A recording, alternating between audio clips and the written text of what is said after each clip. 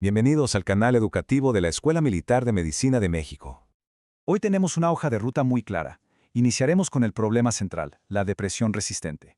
A partir de ahí profundizaremos en la hipótesis dopaminérgica para entender su base neurobiológica. Después, analizaremos la evidencia clínica para 3 agentes específicos, discutiremos su aplicación práctica y su seguridad, y cerraremos con las conclusiones y directrices clave para la consulta. Hablemos del problema de fondo. Cuando hablamos de depresión resistente, nos enfrentamos a una realidad. Las terapias convencionales, enfocadas en serotonina y noradrenalina, a menudo se quedan cortas, sobre todo con síntomas motivacionales nucleares como la anedonia, la anergia y el enlentecimiento psicomotor. Y aquí está el punto crucial. La anedonia presente al inicio del tratamiento no es solo un síntoma difícil de tratar, es de hecho un predictor negativo de respuesta a los antidepresivos estándar. Esto nos obliga, como clínicos, a buscar de forma activa otros blancos terapéuticos. Y esa búsqueda nos lleva, de manera casi inevitable, a la hipótesis dopaminérgica. Aquí es donde pasamos del reto clínico a la fisiopatología. El sistema dopaminérgico se vuelve el protagonista principal en todo lo que tiene que ver con la motivación y el circuito de recompensa.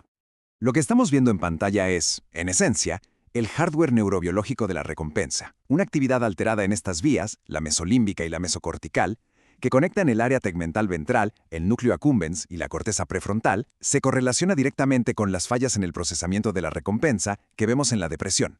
Entonces, definamos la anedonia con la precisión neurobiológica que requiere. No se trata solo de no sentir placer. Es un déficit en 3 niveles. La motivación para buscar una recompensa, la capacidad de experimentar el placer y la respuesta consumatoria. Y todo esto tiene un correlato claro: la hipoactividad en el núcleo accumbens, justo la estructura central que acabamos de ver. Muy bien, con el sustrato neurobiológico ya establecido, es momento de sumergirnos en la evidencia clínica. Vamos a evaluar de forma crítica los datos que tenemos para 3 agentes dopaminérgicos clave, todo con base en una revisión sistemática de la literatura.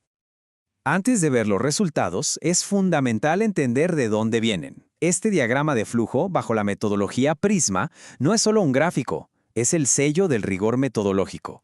Se partió de más de 1000 artículos potenciales y tras un cribado exhaustivo, se seleccionaron los 28 estudios que cumplían con los criterios más estrictos. Esto garantiza la solidez de lo que vamos a discutir. Ahora, es clave entender que no todos actúan igual. Tenemos 3 fármacos, 3 estrategias distintas para modular el mismo sistema. La bromocriptina es un agonista directo y potente del receptor D2. La amantadina, por su parte, tiene un mecanismo dual muy interesante. Y la seligilina actúa inhibiendo selectivamente la enzima MAOB, lo que aumenta la dopamina disponible en la sinapsis. Empecemos con la bromocriptina. Aquí, la evidencia más sólida viene de ensayos clínicos aleatorizados, como los de Warrens y Theohar. ¿Qué encontraron? Pues una eficacia comparable a la de antidepresivos tricíclicos de referencia, como la imipramina y la amitriptilina, con tasas de respuesta que rondan el 60%. Pasemos a la amantadina. La evidencia aquí sugiere que su mayor valor está como una estrategia de potenciación o aumento. El estudio de Rogós es particularmente revelador. En pacientes que no respondían a imipramina, al añadir amantadina, se observó una reducción de síntomas significativamente mayor que continuando con la monoterapia. Y para ponerle un número a esa mejoría, que es lo que realmente importa en la clínica, fíjense en esto. Estamos hablando de que entre un 60 y un 70% de los casos resistentes lograron una mejoría de al menos el 50% en su sintomatología. Esta es una cifra muy relevante en una población tan difícil de tratar.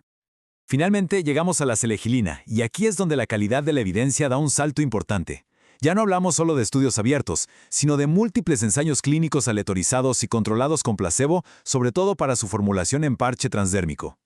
Los estudios de Bodkin, Amsterdam y Feiger, entre otros, confirman de manera consistente su eficacia. Esta gráfica lo resume de forma visual y contundente. Vemos una reducción de alrededor del 40% en las puntuaciones de la escala de Hamilton para la depresión. Pero lo más importante es que esta mejora no solo es clínicamente visible, sino que es estadísticamente significativa cuando se la compara con la respuesta al placebo. Muy bien, tenemos la evidencia sobre la mesa. Ahora, la pregunta clave es ¿cómo se traduce todo esto a la práctica clínica del día a día? Vamos a abordar la dosificación, la selección de pacientes y, por supuesto, las consideraciones de seguridad. Pensemos en esta tabla como una guía rápida para la toma de decisiones clínicas. Nos ayuda a identificar el fenotipo ideal para cada fármaco. Para la bromocriptina, podríamos pensar en una depresión de tipo endógeno. para la amantadina, en un paciente resistente con marcada anergia. Y para la selegilina transdérmica, el fenotipo ideal es la depresión atípica, con anedonia prominente.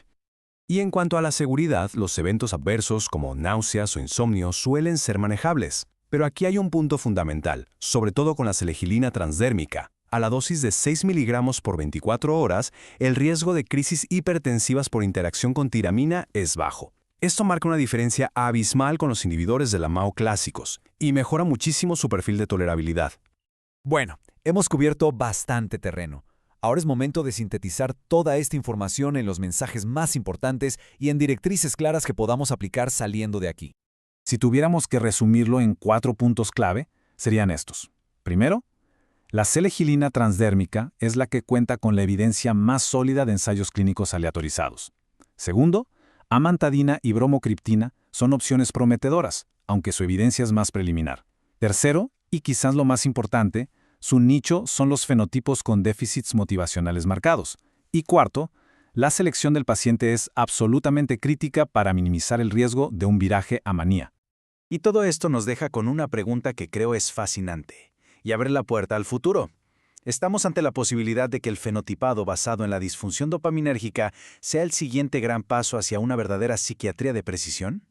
Toda la evidencia que hemos discutido en este análisis se fundamenta en la revisión sistemática y las fuentes que ahora se muestran en pantalla. Este material fue producido por el general de brigada médico cirujano Humberto Carrasco Vargas. Muchas gracias por su atención.